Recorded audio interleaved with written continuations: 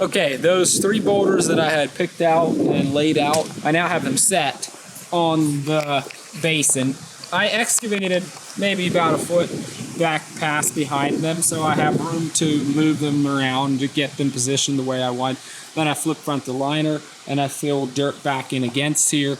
And now I prep out the site for the next set of waterfalls. If I wanted a big pooling section here, I would have gone back even farther. And then I would have set my next framing boulders right here so that I could have had a pooling section right here. One of the reasons it's hard to do excavation, do all of the excavation in steps, is because each set of falls calls for a different thing. And I don't want to be tied to the thing that I pre-excavated before I knew what rocks I had, before I knew what I wanted to build. So we build and excavate step by step, layer by layer as we move on up the slope, starting at the bottom, working our way to the top. You could technically excavate in steps and then be tied to that, make your rocks work with that. But the other thing that I saw on that excavation that made me nervous was the width of it.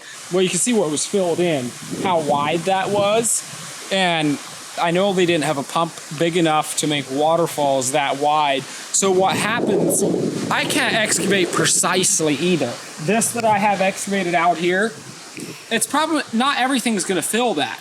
But once I have the rocks set, I'm gonna flip front the liner like I did here, and I'm gonna backfill up against the rocks. And oftentimes on pre-excavations, that doesn't happen. What you have excavated here, that gets filled in with rock. And it ends up being too much rock, too wide. It just looks like a massive rock landslide.